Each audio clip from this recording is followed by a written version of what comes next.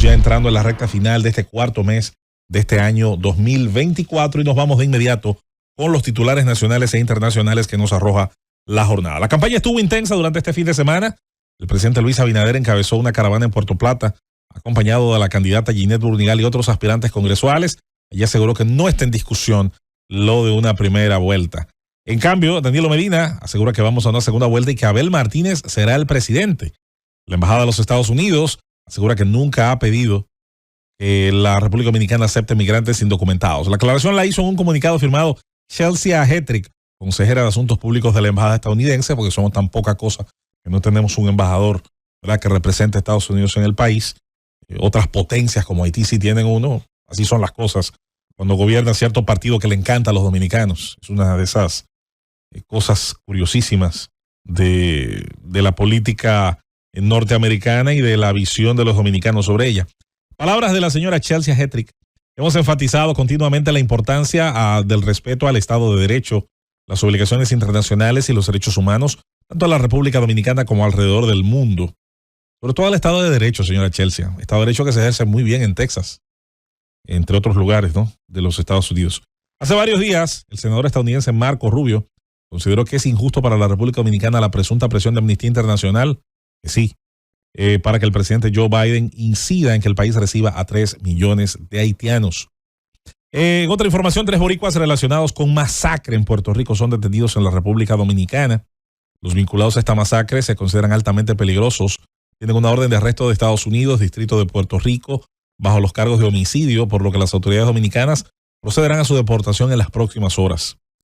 La familia, los políticos y catedráticos que estuvieron alrededor de Franklin Almeida en vida le dieron despedida con guardia de honor. Encabezaron esa guardia de honor el expresidente Leonel Fernández, el rector de la Universidad Autónoma de Santo Domingo, cargo que ejerció en la parte final de la década de los 80 y principio del 90, Almeida, Rancière, Editrudis Beltrán también parte de esa guardia de honor, además de la presencia de la ex ministra de Educación Ligia Amada Melo Viuda Cardona, entre otros catedráticos y personalidades. En las internacionales, Estados Unidos incluyó a Haití, Gaza y Sudán, 3 obviamente lugares de distintos niveles de conflicto, en un monto de ayuda humanitaria de 9.800 millones de dólares, para que lo entiendan. 9.800 millones de dólares. La República Dominicana en el centro de disputa entre republicanos y demócratas por el éxodo de haitianos, y ante esta crisis el canciller Álvarez acudió a la Organización de las Naciones Unidas. El Papa Francisco sobre los conflictos en Oriente Medio dice que reza todos los días por la paz en Palestina e Israel. Esto lo dijo tras rezar el Regina Caeli. El Papa ha instado a no olvidar a la atormentada Ucrania que tanto sufre por la guerra. Oh, qué bien, porque la última vez que había hablado del tema había hablado de una rendición digna. Qué bien, parece que lo actualizaron. Este señor, de cada 3, 2 no la pega y una más o menos, cuando habla de temas bélicos. Brasil confirma un caso autóctono de cólera, con todos los temas que sabemos. Tiene el cólera como enfermedad infecciosa siempre peligroso, sobre todo por la altísima probabilidad de que su fuente, su vector contaminante, afecte a una gran cantidad de personas. Miles protestan en Colombia contra el gobierno de Petro. Qué sorpresa me llevo, Yo voté por el cambio por Petro, pero seguimos con lo mismo, marcho, porque sigo pensando que Colombia tiene alguna esperanza y quiero a mi país. Este hombre, al que le sorprenda que va a salir así, que se sorprenda. Mientras tanto, vamos a tener las distintas preguntas y temas colectivos. ¿Qué temas le gustaría que tocaran los candidatos al Senado en el debate? Recordando que van a estar comenzando el día de hoy precisamente los debates convocados por la Asociación Nacional de Jóvenes Empresarios, ANGE, donde hay una gran convocatoria bastante abierta, abarcadora, y donde estaremos para de alguna manera pues allí dándole seguimiento de cerca al desarrollo de este escenario. Escenario que es importante porque, como hemos dicho otras veces, había que crear la cultura. Los debates no vienen a salvar la democracia, los debates no vienen a curar los males de la democracia. En la medicina alopática, la medicina científica, hay muy pocas curas, muy pocas curas. Y de hecho, dicen entre los mismos médicos, bromean, que si usted quiere un médico que cure, acuda donde un cirujano, extirpa. Fuera de ahí existen pocas curas, casi todo lo demás es tratamiento. De la misma manera hay que ver la posibilidad de crecer en la cultura de debate como un tratamiento que debe mejorar la calidad de la democracia, se debe mejorar su salud, porque deberá obligar aquellos que aspiran a tener pues poder, porque para eso es que se hace política. La política no es un pasatiempo lúdico, no se hace como deporte, es una competencia de gente que busca poder a través de las distintas formas que el Estado lo concede. En el caso del Poder Legislativo, las curules; en el caso del Poder Ejecutivo, todos los puestos de designación del Poder Ejecutivo o organismos descentralizados. Incluso el poder Judicial también es una cuota de poder sobre la vida de los demás. Y quienes aspiran a tener cuotas de poder deben ser capaces de explicar qué piensan hacer con ese poder, cuáles son sus intenciones, cuáles son las capacidades, cuáles son los planes para tratar de mejorar la vida de los demás, la vida de aquellos que van a ser gobernados, que van a ser administrados, que van a ser afectados positivo o negativamente por esas instancias de poder. El debate, por lo tanto, debe mejorar muchísimo o aspira a mejorar aspectos de la propia cultura electoral. La alfabetización electoral pasa por acostumbrar al ciudadano a que tenga que exigir, a que pueda, a partir de su decisión como soberano en ese momento, valorar precisamente su condición de votante, que desde el punto de vista aritmético, usted dirá, vale muy poco porque eres una parte de un pastel que tiene 8 millones de partes. Sí, es cierto, pero cada uno de estos votos son los que construyen mayorías, son los que construyen el número suficiente para luego tener autoridades electas en Cámara Baja, Cámara Alta del Senado, en los niveles municipales que ya pasaron en los comicios anteriores, y ni hablar de la presidencia de la República, con todo lo que implica en un país como el nuestro otorgar esos poderes y a partir de ahí lo que se hace con ellos. Es usted en ese momento un fiscalizador, pero un fiscalizador que tiene lo que otros desean.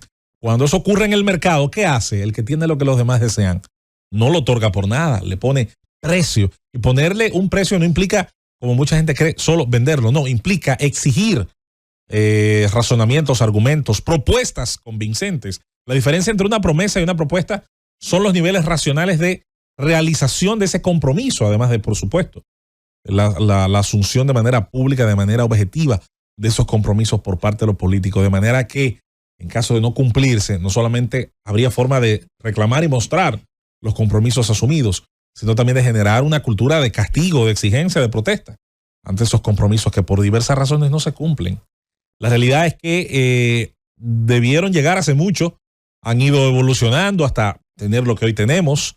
Definitivamente es mejor tarde que nunca, tal vez, pero es mejor seguir evolucionando. Da la casualidad que en esta oportunidad coincide con un hecho histórico, y es que el que es actualmente presidente de la República y que está en proceso de intento de una reelección, pues acepta también acudir a un debate. Hay que decir que eso fortalece muchísimo más la posibilidad de que de allí pueda a lo mejor hacerse un ejercicio que valga la pena. No porque necesariamente, y esto lo han dicho muchos estudiosos de las ciencias políticas, posiblemente cuando los debates llegan, ya una parte importante del electorado ha tomado su decisión, es cierto, es verdad, pero no quita que hay otra parte, cada vez yo creo que más extensa, poco a poco va creciendo, que tiene un voto más racional, un voto más encarecido también, y que ante el entendido de que hay demasiada similitud en el ejercicio político de los tradicionales, entonces deja para la parte final su toma de decisión. No solamente porque no va a votar por lo que le gusta o por lo que prefiere o por una especie de nexo emocional, sentimental con un partido, no. Se va a defender con su voto como pueda, ya sea porque vote por lo que entiende que es menos malo, ya sea porque ejerza el voto castigo contra estos o contra aquellos, ya sea porque entienda una mejor similitud de su proyecto de vida con lo que ofrece, con lo que defiende uno de los candidatos o varios de ellos. Y definitivamente esto no hace sino empujar a la democracia a producir una mejor calidad. La calidad de la oferta, la calidad obviamente en los argumentos, la calidad en los compromisos. Y definitivamente que felicitamos y queremos que esto concluya bien y que inicie una etapa donde no solamente tengamos que esperar el espacio electoral para ver este tipo de ejercicios, incluso pudiera ser que cosas que se nos han trabado en el tiempo, como son la definición de nuestro Código Penal, con los temas relacionados a 3 causales, con los temas relacionados a todo este tipo de situaciones, pueda perfectamente definirse, decidirse de manera democrática, y pueda el pueblo dominicano pues tener esa enorme oportunidad. Así que vamos a darle seguimiento, esperando que sea lo mejor, que sea el mejor resultado posible y que pueda pues generarse esa oportunidad. Miren, señores, hoy es 22 de abril. Un día como hoy terminaba, brevemente en estos minutos que nos restan, un día como hoy terminaba la Semana Santa de 1984. Y terminaba una Semana Santa que, como casi todas las demás, convocaba una gran cantidad de dominicanos a moverse a los pueblos, a las playas. Estábamos en medio de ese gran éxodo del campo a la ciudad que multiplicaba la población de los grandes centros de vivienda como el Gran Santo Domingo, Santiago, y donde comenzaba a darse esa cultura del gran movimiento de la Semana Mayor. El gobierno dominicano entonces, dirigido por Salvador Jorge Blanco, cuando tomó las riendas de la nación, declaró que había encontrado una situación en términos fiscales muy difícil, terrible, y que tenía que tarde o temprano darse un proceso que pudiera ayudar a mejorar las cuentas. Dentro de esas decisiones y políticas públicas que se tomaron, algunas el tiempo probó fueron muy acertadas. Leyes de liberalización de sectores, como la banca, leyes de liberalización de sectores como la propia radio, incluso la frecuencia modulada tuvo un cambio para siempre a partir de esas normativas. La ley que unificó los criterios del cambio de divisa. Somos uno de los países que por más tiempo hemos mantenido una fluctuación de mercado abierto en términos, aunque hay inyección evidentemente de manera estratégica del Banco Central, si así lo considerara necesario, para estabilizar la prima y evitar obviamente una devaluación de la moneda que pueda quitarle demasiado poder adquisitivo a los dominicanos. En general ha habido una fluctuación marcada por la racionalidad del mercado. Y todas esas medidas se tomaron en principio en un gobierno que tuvo aciertos y desaciertos. Y posiblemente uno de los desaciertos que se señalan, aunque el mismo hay que estudiarlo a fondo, no nos van a dar los minutos para hacerlo aquí, era el hecho de tomar las decisiones de, junto a otros países de América Latina, afiliarse al Fondo Monetario Internacional, esta herramienta surgida en los acuerdos de Bretton Woods, como organismo de crédito público, que además de prestar dinero, te consignaba condiciones en las cuales ese dinero podía más adelante ser devuelto, y esas condiciones siempre implicaban medidas de disminución del gasto público, control del gasto en lo adelante, disminución obviamente del despilfarro estatal, lo cual cuando usted lo escucha dice, bueno, no tiene nada de malo, es de hecho uno de los principios liberales de la economía en los que se basa cualquier intervención del Estado, comenzar primero controlando el gasto, no tiene en principio nada de malo. El problema es que en ese entonces se creía ciegamente en la terapia de choque, se creía que un cambio duro solamente iba a molestar un tiempo prudente al inicio y que la gente se iba a adaptar rápido cuando ya la mano invisible del mercado en la liberalización de precios y en la disminución de costos, además de una gran cantidad de gente que salía despedida del Estado, iba a normalizarse de manera pacífica. Y se probó en varios lugares de América Latina, y aquí evidentemente fue uno de esos laboratorios cuando esta medida impacta el bolsillo de los dominicanos que retornan de la Semana Mayor y que generan un estallido social. Estallido social, el profesor Bosch, con su castellano único, esa mezcla de castellano, cubano, español y dominicano, le llamó poblada. Quien le llamó poblada fue el profesor Bosch. Y se quedó para siempre el término poblada. Muchos lo recordarán porque fueron las últimas veces que sonaron las ametralladoras en territorio nacional, sobre todo tirando, lanzando sus balas, escupiendo balas a altas velocidades contra quienes salían supuestamente, porque hubo ciertamente sabotajes de negocios, hubo todo tipo de situaciones en la parte alta de Santo Domingo, pero hubo también allí disparos que se hicieron por sospecha, disparos que se hicieron a gente que simplemente salía a reclamar que las condiciones no eran las que se habían prometido, ni mucho menos, y que posiblemente su condición de vida cambiaría para siempre. Se habló de un poquito menos de 300 muertos, divergen mucho las cifras, hay quienes hablan de una cantidad mucho mayor, pero nunca tuvimos ni una comisión de la verdad, ni una comisión de investigación que generara un levantamiento científico y que generara un levantamiento digno, abierto, confiable sobre el tema. Cierro diciendo, es el último estallido social violento en grandes dimensiones que enfrentó la sociedad dominicana.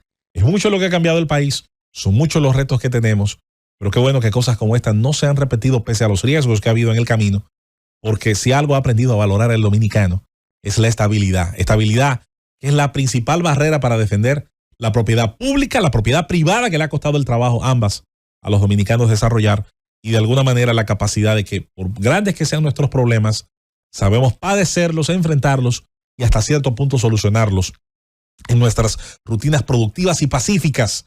Y la última vez que las perdimos, en 1984, cuando terminaba aquella Semana Mayor del 22 al 23 de ese año, fue la última vez en la que nuestra sociedad no encontró otro camino que posiblemente lanzarse a arriesgar vida, propiedad pública y privada, y luego recibir la respuesta también, hay que decirlo, al monopolio de la violencia del Estado Dominicano. No sería jamás lo mismo aquel gobierno en lo adelante, no sería jamás lo mismo la política del patio de ahí en lo adelante, y no sería jamás igual el comportamiento de los principales actores gremiales, empresariales después de lo que significó esto. Lo veríamos después en Caracas, el 27 de febrero del 89, lo veríamos después en Perú, lo veríamos después en Ecuador, se repetiría incluso con más violencia en otras partes del mundo, pero lo importante es que nosotros aprendimos de la manera más dura y sangrienta la difícil lección de lo que es perder la estabilidad por la que tanto hemos luchado. Nos vamos a la pausa y retornamos con el inicio de la ronda de comentarios junto a nuestros compañeros de este Gobierno de la Mañana, Gobierno de la Z. Llévatelo, Cundo.